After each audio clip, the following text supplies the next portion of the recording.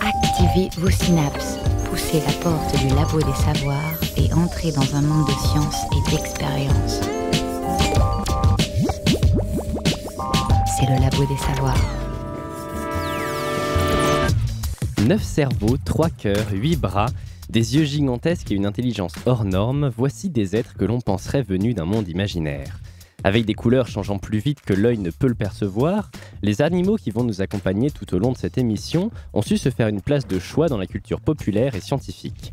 C'est grâce à ces êtres que nous avons pu élucider le fonctionnement de notre propre cerveau, malgré les millions d'années qui nous séparent, et la recherche commence tout juste à s'intéresser au potentiel d'un corps mou et pour autant constamment en mouvement. Aujourd'hui, j'ai le plaisir d'accueillir Laure Bono-Ponticelli, chercheuse au Muséum national d'histoire naturelle de Paris. Bonjour. Bonjour. Vous travaillez plus précisément au sein de l'unité de recherche Borea sur la mise en place des systèmes nerveux au niveau embryonnaire chez ces espèces, et nous verrons que ce fameux système nerveux demande beaucoup d'attention. Avec nous, la crème du labo, apte à nous livrer des chroniques sans la moindre coquille, Agathe Petit et Maxime Labat. On essaiera de relever le défi. Bonjour. Bonjour. Ensemble, nous allons tenter d'y voir plus clair dans le jeu de ces paradoxes de l'évolution. Petit tour dans la pensée tentaculaire des céphalopodes. En grec, céphalo veut dire tête et pod veut dire pied. Les céphalopodes sont donc des animaux qui ont des pieds sur la tête. Lui, vous le connaissez sûrement, c'est l'un des plus célèbres céphalopodes. Le poulpe, regardez comme il est mignon, il me fait un petit câlin.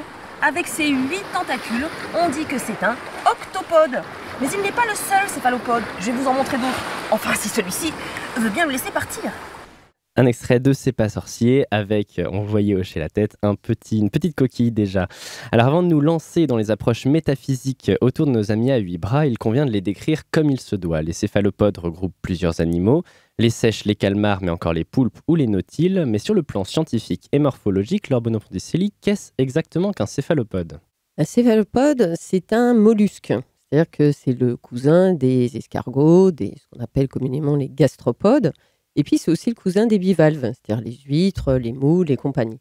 Mais en fait, parmi les mollusques, c'est quand même les organismes qui sont ce qu'on appelle les plus dérivés, c'est-à-dire qui vont posséder des particularités anatomiques qui font que finalement, ils n'ont de mollusques que l'espèce de corps mou qu'ils ont. Le reportage disait qu'il y avait des tentacules. Est-ce qu'on peut parler de tentacules, de bras chez chacun des céphalopodes ? Alors en fait, les céphalopodes ont 8 bras à la base, donc qui est commun à la fois aux poulpes, aux calmars et aux seiches. Les nautiles, eux, ont plus d'une quarantaine, voire jusqu'à 100 petites tentacules. Mais il n'y a pas de ventouses, il n'y a rien du tout. Donc c'est vraiment un groupe à part. En revanche, ce qui différencie les poulpes des calmars et des seiches, c'est le fait qu'ils n'ont pas ces 2 grands appendices qu'on appelle des tentacules et qui, eux, n'ont des ventouses qu'à leur extrémité au niveau de ce qu'on appelle la massue tentaculaire. Et ça une propriété élastique qui lui permet de se nourrir en projetant les tentacules. Donc le mode d'alimentation finalement n'est pas du tout le même entre le calmar, les seiches et les poulpes. On imagine donc, puisqu'on le voit dans le registre fossile, que les ammonites ou les bélemnites sont d'anciens céphalopodes. Est-ce qu'on a une idée de l'époque à laquelle ces lignées se sont diversifiées par rapport aux mollusques, par rapport à nous, et comment ? Alors en fait, on sait que les ammonites et les bélemnites, qui sont d'ailleurs les plus proches parents des calmars, des seiches et des pieuvres, et non pas des nautiles, même s'ils ont une coquille externe calcifiée, ont eu leur apogée au Mésozoïque, c'est-à-dire au secondaire. Donc il y a 200 millions d'années à peu près. Et donc on estime leur divergence, leur apparition à ce moment-là. 2 principales familles, donc les octopodes à 8 bras et les décapodes à 10 bras, et à l'intérieur une diversité morphologique assez stupéfiante, si bien que certains auteurs la comparent à la radiation que l'on peut trouver chez les mammifères. Est-ce qu'on trouve aussi une diversité dans les modes de vie chez les céphalopodes ? Alors les céphalopodes, d'abord, ils sont exclusivement marins. Donc ils ont un mode de vie aquatique marin, il n'y a pas de céphalopodes en eau douce, mais on va les trouver dans toute la gamme de biotopes marins. C'est-à-dire qu'on va les trouver au niveau pélagique, on va les trouver au niveau benthique, c'est-à-dire sur le fond. Et au niveau pélagique, on va les trouver dans les très très grandes profondeurs, puisqu'on va les trouver jusqu'à 3-4 000 mètres de profondeur. Tous les poulpes vivent en eau peu profonde ou est-ce qu'on peut en retrouver vraiment en profondeur ? Est-ce qu'en fonction des groupes, il y a des endroits qui sont favorisés ? Non, en fait, on trouve aussi énormément de poulpes dans ce qu'on appelle les abysses. Mais là, ils vont avoir des particularités anatomiques, puisqu'au lieu de vivre sur le fond comme le poulpe commun de nos côtes, il va avoir une sorte de membrane entre ses bras qui va lui permettre d'assurer une sorte de flottabilité comme une forme de parachute. Et c'est ça qui lui permet finalement à la fois d'économiser de l'énergie et puis de récolter des particules alimentaires, puis ça fait comme une sorte de filet. Pour mieux faire connaissance, rencontre avec un poulpe au Palais de la Découverte, un reportage de Céline Louzen pour la méthode scientifique. Dans l'aquarium qui est devant vous, vous avez un poulpe, un petit poulpe. Vous voyez qu'il n'est pas très gros. Il doit avoir 4 mois d'âge peut-être. Il doit faire une vingtaine de centimètres de l'extrémité d'un bras à l'extrémité d'un autre bras. Et donc il va attraper sa nourriture. Alors, qu'est-ce que ça mange un poulpe ? Mais les poulpes sont des animaux qui sont carnivores. Donc ils mangent des crabes, des crevettes, des crustacés, des poissons, ça leur arrive, des coquillages comme des coquilles Saint-Jacques. En tout cas, ici, il va manger un crabe. Alors, le dispositif qui va être mis en place, c'est donc un crabe, mais le crabe ne va pas être dans l'aquarium, le crabe va être dans un bocal qui est transparent et qui va être bouché par un bouchon. Et ça va être au poulpe de tirer sur le bouchon pour attraper le crabe. Et pour accéder au bocal, il va devoir passer dans un trou qui fait 10 cm de diamètre. Est-ce que le poulpe a un squelette ? Non, le poulpe c'est un mollusque, il n'a pas de squelette, donc il va pouvoir s'aplatir, s'étirer. La seule chose que le poulpe ne peut pas faire, c'est que le poulpe a un cerveau et le cerveau se trouve entre les yeux du poulpe. Et le poulpe ne peut pas rapprocher ses yeux. S'il rapproche ses yeux, il va comprimer son cerveau et il ne le fera pas. Et de toute façon, le cerveau est recouvert d'une sorte de capsule qui l'empêche de pouvoir rapprocher les yeux. Et puis aussi, le poulpe, quand il attrape sa nourriture, il va déchiqueter sa nourriture avec ce qu'on appelle un bec, qui est constitué de 2 mâchoires. Ça ressemble un petit peu à un bec d'oiseau. Et là, le bec, il est solide. Le poulpe ne peut pas écraser son bec. Ça fait office de dent pour mâcher sa nourriture ? Le poulpe a une petite langue râpeuse avec des dents minuscules qu'on appelle la radula. Et avec ça, il va pouvoir continuer à découper sa nourriture. Bon, on va mettre le dispositif en place. Alors, ce qui est important de voir, c'est que le poulpe a, je vous parlais d'un cerveau qui contient 500 millions de neurones. Ça, c'est l'œil, un œil. Il y en a un autre de l'autre côté. Et au milieu, là où il y a mon doigt, le cerveau serait là. Avec le tube digestif qui passe au milieu du cerveau, une fantaisie. Alors, il y a aussi un petit cerveau élémentaire par bras. Alors ici, on est un peu dans la cuisine où on stocke les aliments des poulpes. Ici, on est dans le local dans lequel sont stockés vifs des crabes, puis un aquarium dans lequel on fait parfois l'apprentissage du poulpe avant qu'il soit présenté au public. Et bien, étant donné que le poulpe n'est pas gros, je vais essayer de prendre un petit crabe pour pas qu'il soit blessé. Donc là, vous le placez dans un petit bocal ? Je vais le placer dans le bocal, oui. On va mettre de l'eau dans le bocal, fermer le bocal avec le bouchon, placer la paroi, regardez, c'est cette paroi avec ce trou et la pieuvre va devoir passer dans ce trou. Est-ce que la pieuvre va reconnaître qu'il y a de la nourriture de l'autre côté de la paroi ? La pieuvre, très vite, elle apprend que lorsqu'il y a une personne qui vient ici, avec le bocal, elle sait qu'elle... Elle sait qu'elle va manger. Oui, vous allez voir... voilà. C'est très vif. Ah oui. Alors, elle vient d'arriver, elle s'est plaquée contre la paroi. Il faut qu'elle passe par le trou. Vous allez peut-être voir ce fameux tuyau. Alors, regardez, elle monte. Alors, ce qu'elle peut essayer de faire, c'est passer par-dessus la paroi. Ça lui arrive. Elle sort, comme ça, elle engendre la paroi, puis elle redescend dans l'aquarium. Elle peut passer aussi dessous, en soulevant la paroi. Elle soulève un peu la paroi et avec son siphon, regardez, elle est en train de passer, je ne sais pas si vous la voyez. Les yeux sont passés, quand les yeux sont passés, tout le reste passe. Elle arrive sur le bocal.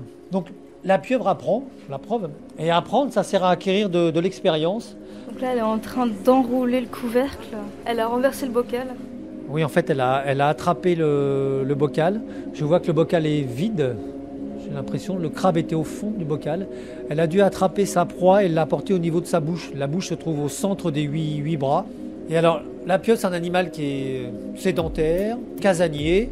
Et quand elle a attrapé une proie, en tout cas, elle préfère aller manger chez elle. Donc parfois, ici, ce qu'on voit, c'est que la pieuvre, elle embarque le crabe plus le bocal. et elle essaye de repasser par le trou pour aller dans son refuge qui se trouve de l'autre côté de la paroi. Et le problème, c'est que le crabe est déjà un peu grand et puis le bocal il est franchement trop grand. Donc on va voir ce que fait la pieuvre. Là, on vient de voir qu'elle a retraversé l'ouverture et s'est cachée dans les rochers.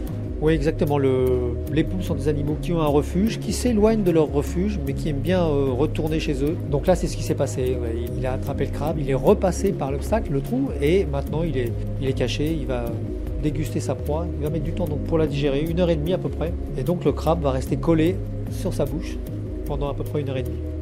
À ce moment-là, on peut dire qu'elle a injecté son produit, son venin. Si le crabe ne bouge plus, bon, le venin est très efficace. Donc ça veut dire qu'il est mort. Bon, il peut bouger un peu parce que c'est la pieuvre qui le fait bouger, mais c'est tout. Bah là, il faut attendre, ça dure entre 5 minutes et 1 heure. Hein. Et ce que vous avez vu, en tout cas, c'est appris en 7 jours.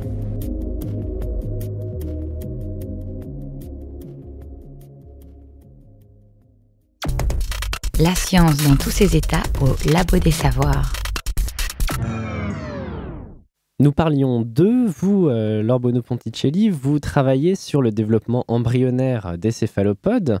Alors comment est-ce que vous étudiez concrètement ce développement embryonnaire et plus généralement, comment est-ce que l'on étudie les céphalopodes, que ce soit en laboratoire, en milieu naturel, avec de l'éthologie, du comportement, comment est-ce que vous menez vos recherches ? Alors, sur le développement embryonnaire, qui est quand même une phase absolument capitale, parce que c'est là où finalement toutes les petites choses dont on a parlé jusqu'à maintenant vont se construire. Hein. Les chromatophores vont apparaître, les yeux, le cerveau va se mettre en place, etc. C'est là où en fait se construit aussi le plan d'organisation de l'organisme. Donc, on va étudier les œufs. Et les œufs, on va les obtenir des stations marines, comme à Caen, comme à Roscoff, ou alors par des pêcheurs. En fait, là, on est dans une phase où il n'y a pas beaucoup de complexité à observer ces animaux, parce qu'on va les mettre dans l'aquarium, à Paris, dans le labo. Donc, ça, c'est assez simple. Et puis, on va suivre leur développement au fur et à mesure du temps, en fonction de la température, puisque la température va faire varier le temps de développement. On ouvre régulièrement des œufs et puis on les prend, on les fixe. Et nous, au labo, on étudie plutôt les réseaux de gènes qui s'expriment lors de la mise en place de la fonction visuelle et aussi du système nerveux. Pour la sèche, puisque c'est l'organisme sur lequel on travaille, c'est environ 2 mois de développement. Donc ça, c'est assez simple. En revanche, pour le nautile, par exemple, ça va être 9 mois, voire plus. Pour les poulpes, ça va être 9 mois, et avec des œufs qui sont extrêmement petits. Mais il y a une équipe aux États-Unis qui travaille sur le développement du poulpe. Et donc sur un poulpe dont ils peuvent obtenir le cycle en aquarium. Parce qu'il y a aussi des espèces pour lesquelles il est assez facile, finalement, de boucler le cycle en aquarium, en laboratoire. Et ça, c'est un gros avantage. Ensuite, lorsqu'on veut étudier ces animaux, le problème qu'on mentionnait tout à l'heure, c'est que finalement, ils meurent après la reproduction, ce qui fait qu'on a une fenêtre d'observation qui est très courte. C'est la fenêtre à partir de laquelle ils vont être suffisamment matures pour avoir des comportements qu'on est capable d'interpréter. Ça va être vers les 1-2 mois pour la sèche, parfois plus, mais parfois moins aussi. Et puis, comme c'est des animaux qui sont extrêmement stressables, lorsqu'on les ramène au laboratoire, il y a des temps d'acclimatation. Parfois, ça ne va pas leur convenir. Ils ne vont pas avoir envie de manger. Ils vont faire leur sale tête. Et puis, là, on ne pourra rien faire avec eux.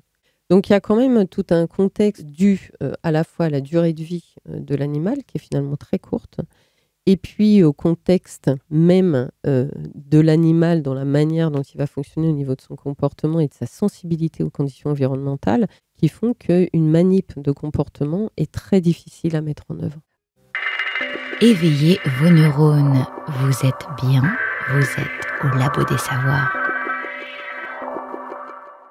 Il est aujourd'hui impossible d'évoquer les céphalopodes sans parler du légendaire Kraken. Car les légendes autour du calmar géant ne datent pas de Jules Verne. Maxime Labat.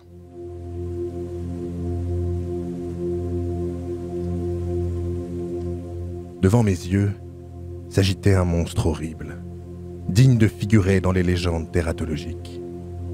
C'était un calamar de dimension colossale, ayant 8 mètres de longueur. Il marchait à reculons, avec une extrême vélocité dans la direction du Nautilus. Il regardait de ses énormes yeux fixes, atteints glauques.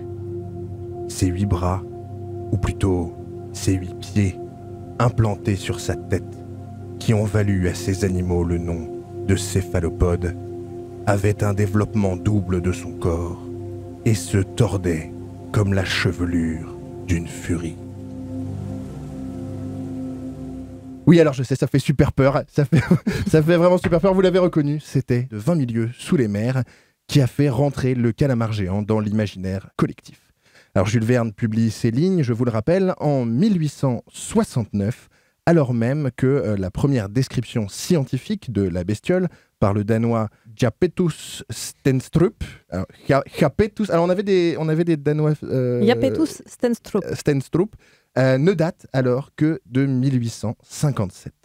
On est donc presque sur de l'actu scientifique quand Jules Verne publie ces lignes. Cet énorme mollusque a alors pris la place dans nos esprits du kraken qui vivait jusqu'alors dans le même endroit de notre cerveau que le dragon ou la sirène.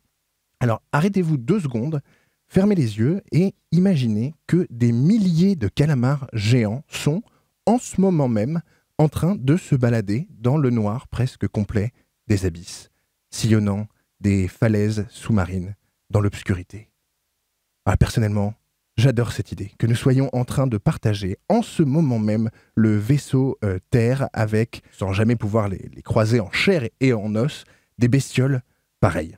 Enfin, en chair et en os, façon de parler. C'est un peu comme si ils habitaient dans l'espace, je sais pas, dans un espace parallèle, ou hors de portée, cachés derrière le mur des pressions infernales, tapissés dans le noir. La flamme de son mythe n'est pas près de s'éteindre. Après 1 siècle et demi de discussion, son nom s'est quand même stabilisé et sa place dans l'arbre du vivant avec. Son petit nom aujourd'hui, c'est donc Architeuthis dux. Pour bien vous figurer de quoi on est en train de parler, le calamar géant est un mollusque. Un calamar, donc, comme son nom l'indique, contrairement au marsupilami, qui lui n'est pas du tout un marsupial, par exemple. Il possède donc un corps tout mou, bien que musclé, et quelques parties rigides, comme la plupart des mollusques d'ailleurs.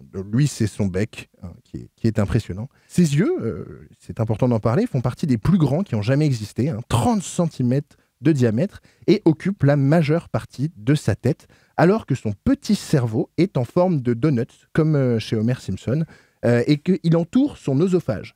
Voilà, une trop grosse bouchée de poisson peut lui faire avoir un œdème cérébral, donc, parce qu'il l'a autour de son œsophage.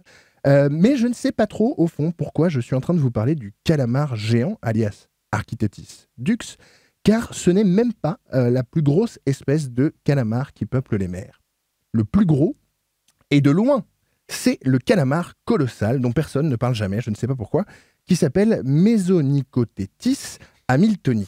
Un cousin pas si proche du calamar géant d'ailleurs, mais qui fait preuve lui aussi d'un gigantisme abyssal. On peut donc parler de convergence évolutive, presque 500 kg pour le plus gros spécimen retrouvé. Il fait donc facilement le double du calamar géant en poids. Mais alors, comment peut-il rester dans l'ombre du calamar géant ? Je vous le demande, parce qu'il ne tient pas, manifestement, vu qu'il est beaucoup plus petit. Certains diront que le calamar géant, avec sa forme plus effilée et ses tentacules démesurés, est plus long, ce qui n'est pas faux. Mais la vraie raison, selon moi, c'est que l'on trouve le calamar géant dans des zones dans lesquelles il n'y a absolument personne, dans les profondeurs de l'océan Arctique, qui est la zone du globe qui est balayée par les vents et les courants atmosphériques et marins les plus violents de la planète. Et puis s'il s'échoue, le calamar colossal, il s'échoue en Antarctique. Alors là, il n'y a que les manchots pour s'en extasier. Alors que le calamar géant, lui, habite les fosses océaniques du monde entier. Oui, enfin, ça reste quand même bien balèze, un calamar géant. Oui, non, je ne dis pas le contraire, mais on exagère souvent les chiffres, parce que quand on tire sur un mollusque, il s'étire. De nombreux spécimens de 20 mètres ont été rapportés, alors qu'aucun n'a été vraiment vérifié. On est sûrement plus autour de 10 mètres, les tentacules comptant pour la moitié du corps. On parle quand même de 275 kilos pour les femelles et de 150 pour les mâles, ce qui n'est pas tant au fond. Ouais, quand même. Mais non, regarde, le plus gros thon jamais pêché va taper dans les 500 kilos, le double. Un grand requin blanc peut faire 2 tonnes, et leur principal prédateur, le grand cachalot, peut faire 40 tonnes. 40 tonnes. On ne peut pas parler d'une bataille entre 2 géants là, avec cette différence-là. Bon, quand on sait que le calamar aspire d'un coup, sans mâcher, un calamar entier, Ça revient pour moi à manger un truc de 5 kilos en une bouchée. Donc ça reste quand même impressionnant. D'autant plus que le cachalot est un mammifère, donc il respire de l'air, et que le calamar géant se planque dans les failles océaniques à plusieurs centaines de mètres de fond. Donc gober un steak de 5 kilos en apnée, bon, ça force quand même le respect. Bon, pour finir cette chronique, je voudrais vous raconter une petite anecdote personnelle qui s'est passée en 2012 lorsque Tsunemi Kubodera a filmé pour la première fois le calamar géant en vie à 700 mètres de profondeur au large des îles d'Ogasawara. Je venais alors d'arriver à Nantes pour travailler au Carrousel des mondes marins dans lequel, vous le savez, il y a une machine de calamar géant. Cette époque, il y avait à côté de ma baignoire un bidet dans lequel j'avais mis un poisson rouge qui se nommait Moby Kraken. Et c'est ensemble, immergés, que nous avons regardé, les larmes aux yeux, les premières images jamais filmées d'un mythe. Un moment qui pour moi est plus fort que les premiers pas d'un ricain sur la Lune. Voilà, fermez les yeux, je vous dis, et imaginez, dans sa robe argentée, un calamar géant glissant gracieusement au milieu du plancton phosphorescent. Finalement, je préfère la réalité au monde mythologique. Merci Maxime. La représentation des céphalopodes a donc évolué à travers le temps. On peut citer les Travailleurs de la mer de Victor Hugo qui utilisent cette figure du monstre géant. Plus généralement, quelle est la place des céphalopodes dans les cultures humaines? Alors bon nom pour Cécilie. Tout dépend de où on se place. En fait, je crois que les céphalopodes ont toujours été les mal-aimés de l'histoire. Et pas seulement pour le côté gigantisme et fantasmé qu'on a du fond des mers et de la sortie des monstres, mais aussi pour leur côté, comme on en parlait tout à l'heure, mou, muqueux, visqueux un peu, puis ces ventouses comme ça qui peuvent vous coller, vous attraper. C'est assez inquiétant. En fait, ce qu'on constate depuis quelques années, c'est qu'il y a une redécouverte, en tout cas des céphalopodes, par l'intérêt qu'ils présentent en termes scientifiques, c'est-à-dire d'intérêt comparatif par rapport aux vertébrés, et en particulier sur leur mémorisation et capacité d'apprentissage qui avait été montrée il y a bien des années. Mais l'apport, en tout cas, de la biologie moléculaire, en particulier le séquençage du génome et les particularités génomiques qui ont pu être mises en évidence, commence à faire basculer un peu l'image du céphalopode du côté positif. Après, bien évidemment, dans les cultures, on a la culture culinaire, mais en France, on n'est pas très adepte en fait, des céphalopodes dans la cuisine. En revanche, évidemment, la symbolique du céphalopode dans les pays asiatiques et en particulier au Japon est extrêmement forte. Vous l'avez dit, Jules Verne utilise les mots poulpe et pieuvre qui pourtant décrivent un seul et unique animal. Qu'est-ce qui est à l'origine d'une telle dichotomie dans le nom, voire même dans la représentation de nos amis octopodes? Parce que poulpe, c'est mignon, pieuvre, c'est agressif, c'est méchant. Est-ce qu'on a une idée? Oui, alors après, la manière dont on perçoit les noms, c'est vrai que c'est un peu personnel. Oui, c'est Jules Verne qui a inventé ce mot pieuvre. Mais de toute façon, pour tous les animaux, il y a un nombre de noms vernaculaires qui sont utilisés par les uns et par les autres, que ce soit des noms régionaux ou que ce soit en fait en fonction de la place qu'on occupe. Les plongeurs, par exemple, ont énormément de noms différents, même pour les céphalopodes. Je ne comprends pas toujours ce qu'ils disent. Est-ce que vous avez une piste éventuellement pour l'explication qu'essayait d'apporter Maxime sur le fait que Mesonychotetis hamiltoni, si on exclut le fait que son nom soit approximativement imprononçable, ne soit pas aussi connu que son cousin le calmar géant? Parce qu'en fait, la représentation telle qu'elle a été faite par Verne et compagnie correspondait plus à un calmar géant. En fait, le Mesonychotetis, il a des particularités anatomiques qui ne figurent pas sur ses représentations et ses descriptions. Le calmar géant était effectivement bien plus accessible parce que échoué et donc, entre guillemets, plus facile en tout cas à voir et à identifier. Vous l'avez dit, il y a un aspect de la culture humaine qu'il ne faut pas oublier, c'est bien la nourriture. Plat traditionnel en Galice, le pulpo à la gallega rivalise difficilement avec les Japonais qui ont fait des céphalopodes de mets traditionnels recherchés, comme nous le rappelle malicieusement le groupe nantais Ultra Vomit et son titre Takoyaki. Le son des sciences au Labo des Savoirs.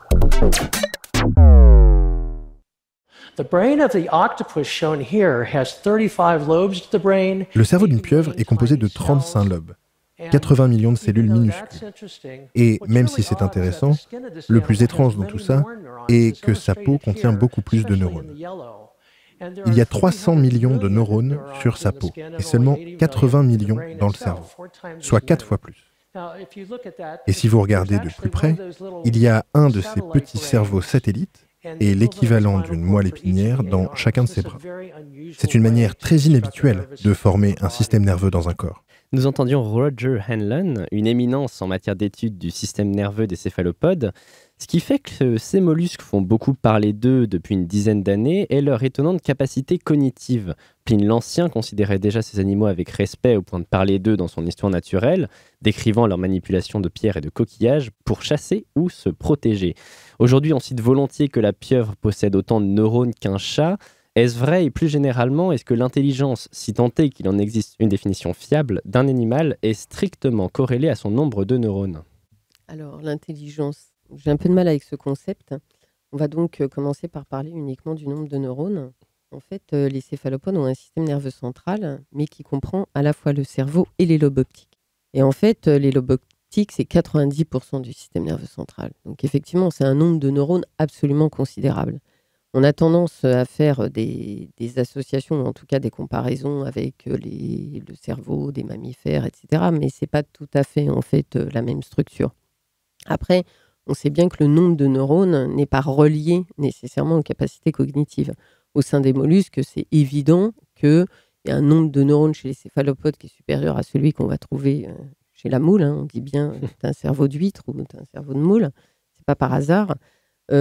Mais les capacités, en tout cas, sont liées essentiellement en fait, aux connexions et à la hiérarchisation des lobes du cerveau, comme le dit Roger Hanlon.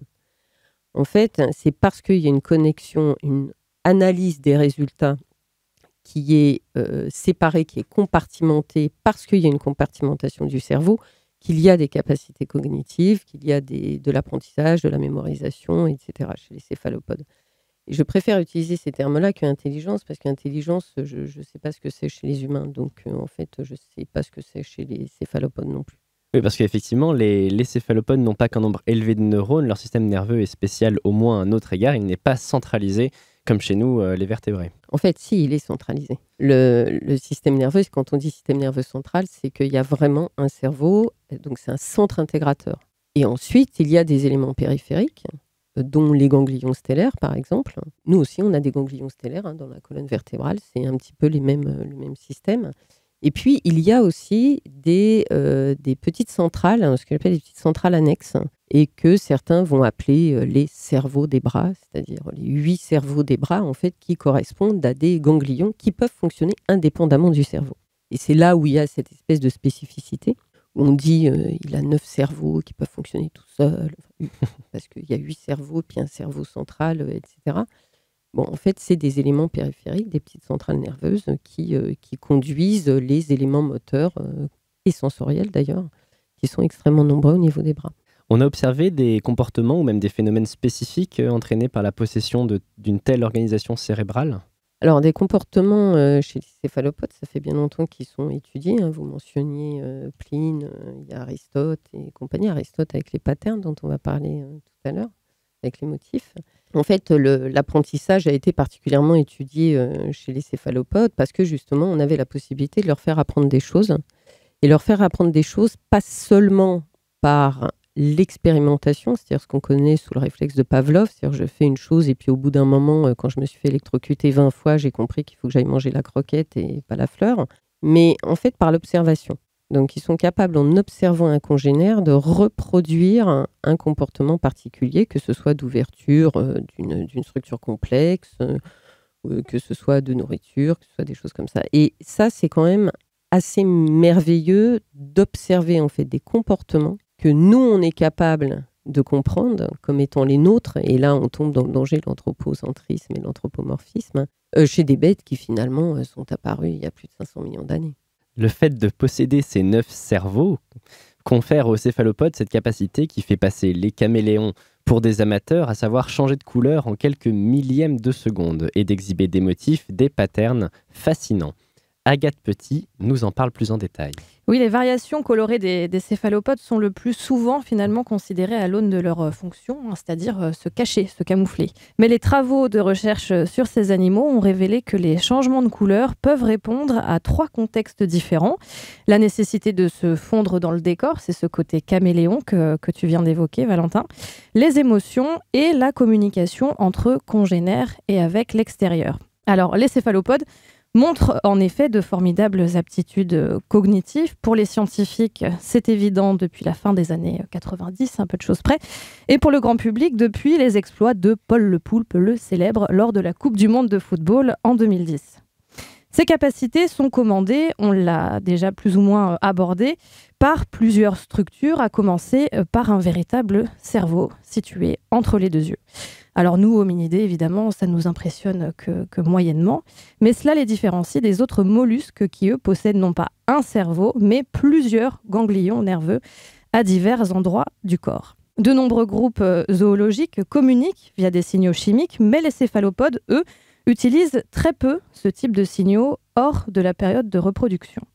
Ils n'utilisent pas non plus leur ouïe, puisque cette dernière est finalement très rudimentaire. Non, la plupart des signaux décrits lors d'études comportementales sont visuels.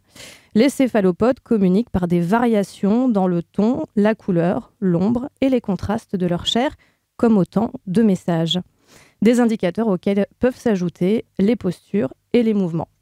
S'ils peuvent faire ça, eh bien c'est grâce aux cellules pigmentaires de leur tégument. Alors le tégument, c'est leur revêtement. C'est un bon synonyme. Oui. Ces cellules sont de 3 types différents. Il y a les chromatophores qui contiennent les pigments. Et puis il y a les iridophores et les leucophores qui réfléchissent plus ou moins la lumière. Alors comment s'opèrent ces changements de garde-robe ? Eh bien en se déformant et en modifiant la distribution des pigments et des cristaux qu'elles contiennent, les chromatophores sont capables de modifier la couleur et les motifs du derme du céphalopode. C'est la combinaison des différents types de chromatophores et la distribution spatiale de leurs pigments qui donne à l'organisme sa couleur finale et ses motifs. Est-ce que ça va jusque-là ? C'était très clair. Donc si les pigments sont concentrés au centre du chromatophore, c'est-à-dire que le chromatophore est en contraction, il forme un point presque invisible et dans ce cas, l'animal est de teinte assez claire. Si au contraire, ces pigments s'étalent à la surface de la peau, c'est-à-dire que le chromatophore est en expansion, il forme une plaque mince, parfaitement visible, et à ce moment-là, l'animal prend une teinte plus sombre. Ce réseau de chromatophores des céphalopodes est d'une ampleur considérable. Plus que des cellules, ce sont des structures complexes, organisées, qu'il serait plus juste de nommer, selon certains observateurs et observatrices, des organes chromatophoriques. Ces changements de couleur, de ton, de motif prennent une fraction de seconde. Valentin, tu l'as déjà mentionné. Aucun autre système dans tout le règne animal n'est aussi rapide. Seuls quelques papillons et lucioles peuvent changer d'apparence avec une célérité approchant celle des céphalopodes. Qu'est-ce qui va dicter ces changements de motifs exactement ? Eh bien déjà, ces motifs, en fait, ils ne viennent pas de nulle part. Ils ne sont pas improvisés comme ça selon la situation, mais ils ont été transmis au cours de l'évolution. Et il semble que leur fonction première, ce soit la défense.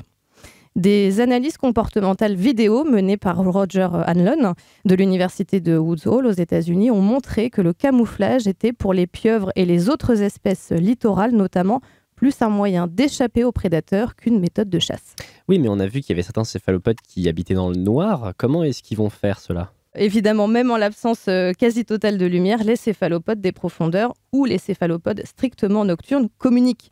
Certains ont développé une sensibilité tactile avec leurs tentacules, et j'espère ne pas me tromper entre les tentacules et les bras, donc avec leurs tentacules, qui sont des zones, vous l'avez évoqué, particulièrement innervées, et d'autres se servent des photophores, des organes luminescents, pour produire un message chimique. Quelle que soit en tout cas la méthode utilisée, ces signaux sont avant tout un moyen de reconnaissance entre membres de la même espèce. Changement de couleur, changement de posture, changement de motif, les céphalopodes sont des as de la communication visuelle. Oui, et le saviez-vous, l'encre des céphalopodes n'est pas seulement une manière d'échapper à la convoitise des prédateurs. En 1999, donc ça commence à remonter, Mark Norman de l'université de Melbourne en Australie a pu constater qu'elle était aussi utilisée comme une extension des motifs de couleur dans la communication. Alors, qu'est-ce qu'il a observé, Mark Norman ? Eh bien, en l'occurrence, un mâle de petite taille, dont l'ensemble du corps était recouvert de pigments noirs, a rejeté par petites bouffées de l'encre pour effrayer un mâle plus gros qui le menaçait. C'est-à-dire qu'en fait, il a augmenté le signal sombre de la peau, censé impressionner l'adversaire. Voilà, donc c'est quand même assez... c'est pas inutile, hein, c'est pas juste pour faire plaisir aux enfants, l'encre des céphalopodes. Quand on évoque les postures et les mouvements des céphalopodes, est-ce que vous avez un exemple de posture justement qui serait clairement identifiée et assimilée à une réaction ou à une... Oui, chez les sèches, quand elles sont en état de stress ou en tout cas qu'elles ressentent un danger potentiel, elles ressentent un danger potentiel, même si nous, quand on arrive, on est vraiment sympa, quoi. Elles mettent leurs deux bras, c'est-à-dire les bras 1, les deux bras de devant, elles les lèvent comme quand on lève les bras pour faire la hola, et donc elles font ça. Donc les deux premiers bras font ça, et elles les lèvent comme ça. Donc c'est vraiment un signal d'alerte, de défense et de je suis dans l'attente d'une chose mauvaise qui va m'arriver. Merci Agathe pour ces éclaircissements qui appellent phénomène scientifique par excellence. Une autre interrogation, puisque malgré la complexité de leur système oculaire, aucune expérience n'a pour l'instant démontré que les céphalopodes voyaient les couleurs. Mais comment peuvent-ils percevoir les changements de ton et de motifs dans ce cas ? En fait, comme Agathe l'a dit, ils sont extrêmement sensibles aux variations d'intensité, au contraste, et aux variations de texture, en particulier par la possibilité de détecter la lumière polarisée. En fait, les céphalopodes, c'est assez fréquent dans le monde animal, les abeilles, les araignées, certains crustacés aussi ont la capacité de voir la lumière polarisée. Et en fait, cette lumière polarisée que je suis bien incapable de vous expliquer, même si mes collègues physiciens ont essayé un nombre de fois incalculable, permet certainement de mettre en valeur, ou en tout cas de faire des distinguos dans le relief des structures. Et sur la manière dont les animaux vont adapter leur vision pour potentialiser l'intensité, les contrastes, ou en tout cas la vision, la distinction de l'intensité des contrastes, de la lumière polarisée, etc., ils jouent sur la forme de la pupille. Il y a une étude, il n'y a pas si longtemps que ça, qui montre que, en fait, nous, à partir d'un certain âge, quand on veut regarder un petit peu plus loin, quand on veut augmenter l'acuité, on fait ça avec nos yeux, là, on les serre comme ça. Et en fait, le céphalopode, soit il modifie complètement, c'est-à-dire qu'au lieu de faire un rond, il fait une espèce d'anneau, je ne sais pas si vous avez déjà vu ça, enfin un anneau, un demi-cercle chez la sèche. Ou alors, le plus fréquent, c'est qu'il augmente en fait le diamètre. C'est-à-dire qu'il l'ouvre, si je caricature un peu, ça n'a rien à voir, mais il ouvrirait son œil pour faire rentrer une quantité de lumière plus importante et augmenter la gamme des longueurs d'onde possibles à voir. Ce qui fait que ça, au lieu de centrer sur 500 nanomètres, enfin 490, finalement, ça augmente la gamme des rayons visibles. Alors ça rend fou les physiciens parce qu'ils disent mais s'ils voient les couleurs, s'ils arrivent à distinguer les longueurs d'onde différentes. Beaucoup d'interrogations donc encore sur ces céphalopodes. On parle beaucoup d'expérimentation en laboratoire, on parle d'animaux qui font preuve de certains comportements assez complexes. Quelle est la législation aujourd'hui sur les expérimentations sur les céphalopodes ? Les céphalopodes sont depuis 2013 dans la même législation que les vertébrés. À savoir qu'ils sont considérés comme des animaux qui sont susceptibles de souffrir et dont il convient de prendre toutes les précautions nécessaires pour toutes les expérimentations pour réduire la souffrance, en même temps évidemment à côté que de favoriser le bien-être animal. Ça signifie que pour toute expérience sur des céphalopodes adultes, adultes après éclosion, on doit déposer des demandes d'autorisation de projet auprès du ministère. Les céphalopodes ont été rentrés dans cette législation un petit peu au dernier moment et sans qu'il ait été vraiment réfléchi parce qu'il n'y avait pas de connaissances sur le sujet. Disons que toutes les précisions n'ont pas été apportées. C'est-à-dire que dans la législation, il y a marqué céphalopode. Alors que pour les poissons, il y a marqué les poissons, une semaine après éclosion, une fois le vitellus résorbé, etc. Ce qui fait que nous, dans ce vide juridique, on est amené finalement à faire des demandes d'autorisation de projet, même pour les embryons. D'accord, mais ce sont les seuls invertébrés qui bénéficient d'un tel statut. Les seuls non-vertébrés, oui. La science, toutes les sciences, au Labo des Savoirs. Les poulpes ont chacun leur personnalité, dit Peter Godfrey Smith. Certains des comportements des poulpes dans les aquariums ont dérouté les chercheurs. Ainsi, en 1959, l'étude d'un poulpe appelé Charles s'était révélée très difficile à réaliser parce que, contrairement à ses congénères appelés Albert et Bertram, Charles passait une grande partie de son temps avec les yeux au-dessus de la surface de l'eau, à regarder tout autour dans la pièce. Et chaque fois qu'une personne s'approchait, Charles dirigeait vers lui un puissant jet d'eau de près de 2 litres. Un extrait de l'émission Sur les épaules de Darwin consacrée aux céphalopodes. On parle de Charles, on parle de différents noms. Est-ce que les poulpes, est-ce que les céphalopodes est-ce qu'on peut considérer qu'ils ont une personnalité ou du moins est-ce que chaque individu développe des comportements qui sont différents? Comme tous les animaux, je pense. Donc, à partir du moment où il n'y a pas de clone possible, je pense qu'il n'y a que pour les méduses ou pour les polypes où on peut dire que les individus sont strictement identiques et n'ont pas développé de personnalité, quoique, en plus, dans certains organismes coloniaux, enfin bon, bref, je m'égare, mais sur les céphalopodes, oui, il y a des individus qui sont différents les uns des autres, donc certains qui vont être plus effrayés, d'autres plus dominants, et voilà, c'est la nature. Dans l'extrait précédent, le philosophe Peter Godfrey Smith était cité, lui-même qui décrivit en 2009 un lieu baptisé Octopolis. Alors cet endroit, qu'est-ce que c'est? Alors, c'est un endroit où il y a un regroupement de poulpes qui laisse supposer qu'il y a une forme de sociabilité.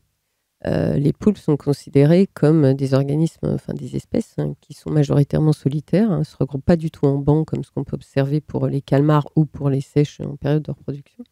Les poulpes sont vraiment des animaux qui vivent seuls. Et là, il y avait une sorte d'organisation, ou en tout cas ce qui a été détecté comme une organisation. Donc là, je fais encore mon petit couplet, attention à l'anthropomorphisme. Une forme d'organisation et de partage du travail.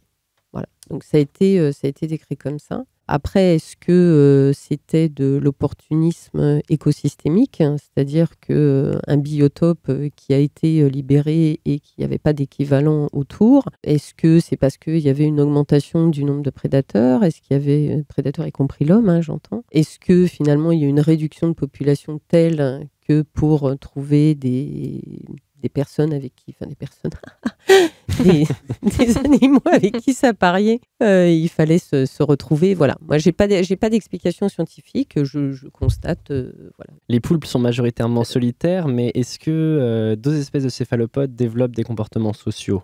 Les calmars, par exemple. Les calmars en banc ont clairement des comportements sociaux, entre guillemets, c'est-à-dire qu'ils sont capables de communiquer entre eux, ils se déplacent entre eux. On connaît en général ça beaucoup pour les sardines, là, les bancs de sardines qui se déplacent. Mais les calmars, c'est exactement la même chose. Et en fait, il y a une forme de coopération entre les individus. La majorité du temps, les céphalopodes vont mourir avant la naissance de leurs enfants, qu'ils soient en banc ou solitaires, et la majorité des espèces vivent très peu de temps. Est-ce qu'on a aujourd'hui une explication à cet état de fait? Pourquoi développer de si gros cerveaux pour ne pas en profiter? Alors, si le cerveau était en relation avec l'âge des individus, déjà d'ailleurs, c'est le cas, les femmes meurent beaucoup plus tard que les hommes. Donc, je pense que c'est parce qu'elles ont le plus gros cerveau. En fait, je pense que ce n'est pas une question de cerveau. L'explication, on n'en a pas. Donc, c'est clair, c'est que personne n'a jamais travaillé sur le déclenchement inhérent à cette sénescence post-reproduction. Et ça, c'est assez intriguant, c'est assez étonnant, parce que c'est la reproduction qui semble être à l'origine du début de la sénescence. Et la reproduction, c'est vrai pour les mâles et les femelles. Ce qui, en général, choque beaucoup les gens, parce qu'ils disent la femelle, c'est normal, parce qu'elle a fait beaucoup d'efforts pour accoucher de ses bébés. Et donc, après, elle est très fatiguée, mais le mâle aussi meurt. Donc, en fait, on voit bien que c'est probablement l'énergie dépensée par la reproduction qui fait qu'il y a ce déclenchement de la sénescence. Mais pourquoi il n'y a pas, comme dans les autres espèces, finalement, une récupération? Ça, c'est quelque chose qu'on ne sait pas du tout. Et il n'y a aucun projet de recherche à l'heure actuelle sur le déclenchement de cette sénescence. Il y a d'autres bizarreries un peu dans la reproduction des céphalopodes. Par exemple, il y a un poulpe qui détache son tentacule pour la reproduction. Et puis déjà, c'est dans un de leurs bras, alors pas de leurs tentacules, mais de leurs bras, qu'ils ont leur organe reproducteur. On peut en parler un petit peu de ça, ou c'est pas l'heure à la radio de pouvoir rentrer dans les détails reproductifs du... Oui, exactement. On peut parler de sexe. On peut parler de sexe du poulpe parce que c'est un sujet passionnant. C'est un sujet passionnant. Donc déjà, ils sont à sexe séparé, il n'y a pas d'hermaphroditisme, etc. Il y a des mâles et des femelles. Et en fait, le bras qui est modifié chez les mâles, c'est pour conduire les spermatophores. Les spermatophores, c'est des sacs de spermatozoïdes. Et donc, c'est uniquement un organe copulateur. Donc, c'est un organe qui va s'introduire entre les bras de la femelle, donc autour du bulbe buccal, c'est-à-dire qu'il va trouver une entrée là. Il va déposer ses spermatophores dans la cavité buccale. Donc, il va les déposer, c'est-à-dire que les spermatophores vont être fichés dans la peau de la bête. Et la femelle, quand ça va être le moment pour elle de pondre, donc elle va amener ses ovocytes. Alors, c'est un peu mystérieux parce qu'on ne le voit pas. Donc, on suppose le trajet, mais la manière dont c'est fait, c'est un peu mystérieux. Donc, ces ovocytes vont être entourés d'enveloppes qui sont issues de la glande nidamentaire. Ils vont être aussi enveloppés chez les sèches du noir de la mélanine de la poche à encre. Et puis, au passage, ça va faire éclater le spermatophore, le sac à spermatozoïdes. Et là, il y en a un qui va féconder, pas toujours, mais qui va féconder l'ovocyte. Et à partir de ce moment-là, ils vont déposer leurs œufs. Alors, ça va être soit individuel chez la sèche, par exemple, mais ça va être en masse, en cordon gélatineux chez les calmars, mais aussi chez les pieuvres. Les pieuvres, elles vont attacher leur petit cordon sous les rochers. Et donc, c'est ce mécanisme-là qui se passe évidemment en même temps lorsque les mâles et les femelles sont dans le même lieu quand ils se regroupent. Bon, pour les calmars, évidemment, ils sont toujours ensemble, donc ce n'est pas tout à fait la même chose. Mais qui va permettre la production d'œufs qui va atteindre parfois plusieurs milliers. C'est-à-dire que la femelle, elle va pondre un lot de 100 œufs, de 400 œufs, de 600 œufs, puis 2 jours après, elle va recommencer. En fait, les mâles, ils peuvent féconder plusieurs femelles et les femelles peuvent être fécondées par plusieurs mâles. De fait, lorsqu'il y a un petit mâle qui a fécondé une femelle, il y a un gros mâle qui va arriver derrière, qui va faire le ménage. C'est-à-dire qu'il va injecter de l'eau dans la cavité pour virer les spermatophores du petit mâle pour mettre les siens. Et chez les nautiles, c'est le même style de reproduction ou ça varie vu qu'il y a des études à faire la encore? reproduction du nautile, c'est quelque chose qui n'a pas été observé. Et ça, c'est un grand mystère parce qu'ils vivent à 200-300 mètres de profondeur et remontent pour se nourrir. Et on a observé des œufs jusqu'à 600 mètres de profondeur. Les œufs mettent entre 9 et 10 mois à éclore, donc c'est très très long. Et on a observé des œufs en aquarium.